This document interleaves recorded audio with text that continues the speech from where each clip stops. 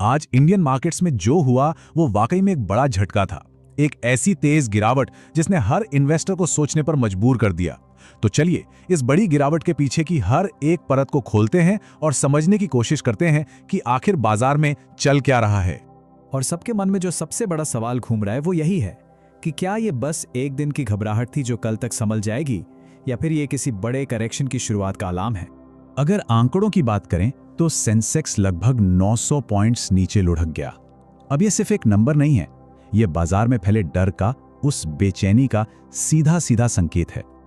और उधर निफ्टी ने भी 23,600 का जो एक अहम साइकोलॉजिकल लेवल था उसे तोड़ दिया। इससे ये साफ हो गया कि आज बाजार पर सेलर्स का मतलब बिकवाली का दबाव कितना जबरदस्त था। इस पूरे विश्लेषण में हम सबसे पहले आज की गिरावट के स्केल को समझेंगे, फिर उन 6 बड़े कारणों की बात करेंगे जिन्होंने ये करेक्शन शुरू किया। इसके बाद निफ्टी के टेक्निकल चार्ट्स पर उन लेवल्स को देखेंगे जिन पर सबकी नजर है, और आखिर में कुछ जरूरी बातों पर गौर करेंगे। तो आज बाजार में असल में हुआ क्या? चारों तरफ बस लाल रंग ही छाया हुआ था, और अब ये समझना बहुत जरूरी हो जाता है कि आखिर ये गिरावट इतनी गहरी क्यों थी और कैसे हुई। देखिए, एक बात तो साफ है, इतनी बड़ी गिरावट कभी किसी एक वजह से नहीं आती। ये तो कई ग्लोबल और डोमेस्टिक फैक्टर्स का एक कॉकटेल था जिन्होंने एक साथ मिलकर बाजार पर एक परफेक्ट स्टॉर्म जैसा असर डाला। अब सवाल ये उठता है कि वो कौन से फैक्टर्स थे। तो चलिए इस गिरावट के पीछे के उन 6 बड़े खिलाड़ियों को एक एक करके पकड़ते हैं और समझते हैं। ये हैं वो 6 मुख्य वजहें। पहली, कच्चे तेल की आग उगलती कीमतें। दूसरी, ग्लोबल ट्रेड वॉर का बढ़ता खतरा। तीसरी, डर का मीटर यानी इंडिया विक्स का उछलना। चौथी, रुपए की कमजोरी।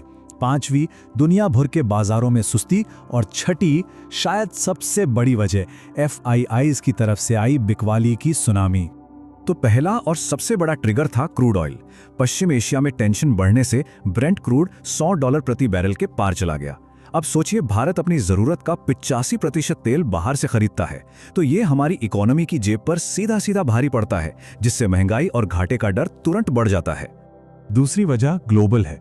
अमेरिका ने भारत और चीन समेत 16 देशों के खिलाफ एक नई ट्रेड जांच शुरू कर दी है।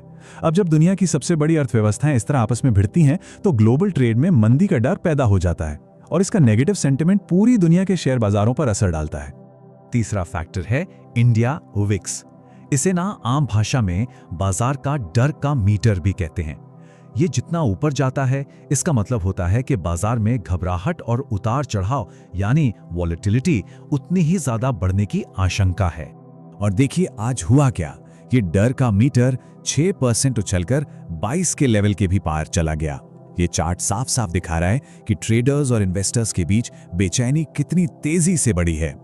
चौथा दबाव आया रुपया की तरफ से, जो डॉलर के मुकाबले गिरकर 92.32 पर पहुंच गया। अब ये एक तरह का डबल अटैक है, मतलब एक तरफ तो तेल खरीदने का हमारा बिल बढ़ रहा है, और दूसरी तरफ उसे चुकाने के लिए डॉलर भी महंगा हो गया है। पांचवां कारण ये है कि हम इस गिरावट में अकेले नहीं थे। ये एक ग्लोबल चेन रिएक्शन जैसा था। जापान के निक्केई से लेके हांगकांग के हैंग सेंग तक ज्यादातर बड़े एशियाई बाजार आज लाल निशान में थे, और इस ग्लोबल कमजोरी ने हमारे बाजार पर भी दबाव बना दिया।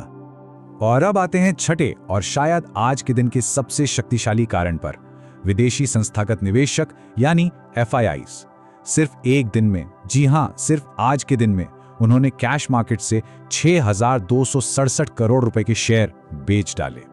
और अगर इस बिकवाली का असली स्केल समझना है तो ये देखिए, पिछले सिर्फ 60 ट्रेडिंग सेशंस में FIIs ने 39,000 करोड़ रुपए से ज्यादा की बिकवाली की है। जाहिर है, जब सिस्टम से इतना बड़ा पैसा बाहर निकलता है तो बाजार का संभलना बहुत मुश्किल हो जाता है।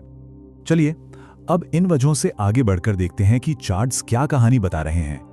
यह हिस्सा उन लोगों के लिए खास तौर पर जरूरी है जो शॉर्ट टर्म ट्रेडिंग करते हैं या बाजार के मूव्स पर पैनी नजर रखते हैं। मार्केट एक्सपर्ट्स के मुताबिक निफ्टी के लिए अब 2 लेवल्स बहुत बहुत अहम हो गए हैं। नीचे की तरफ 23,550 से लेकर 23,370 का पूरा एरिया एक मजबूत सपोर्ट जोन है। इसे एक तरह का सेफ्टी नेट समझ सकते हैं। और ऊपर की तरफ लगभग 23,990 का लेवल एक दीवार की तरह खड़ा है, जिससे पार करना एक बड़ी चुनौती होगी। तो अब शॉर्ट टर्म ट्रेडर्स के लिए इसके 2 सीधे मतलब हैं। पहला सिनारियो, अगर निफ्टी 23,370 के लेवल के ऊपर टिकने में कामयाब रहता है तो यहां से एक शॉर्ट टर्म बाउंस बैक, एक रिकवरी की उम्मीद बन सकती है। लेकिन दूसरा और ज्यादा चिंता वाला सिनारियो ये है कि अगर बाजार इस 23,370 के सपोर्ट को तोड़ देता है तो इसे एक टेक्निकल ब्रेकडाउन माना जाएगा और फिर गिरावट और तेज हो सकती है। उस केस में अगला सपोर्ट काफी नीचे मिल सकता है। तो इन सारी कड़ियों को जोड़ने पर आखिर में तस्वीर क्या बनती है? चलिए सब कुछ समेट कर देखते हैं और समझते हैं कि हमारे लिए इसमें क्या टेकअवेज हैं। तो सबसे जरूरी बात यह है कि आज की गिरावट किसी एक विलन का काम नहीं थी।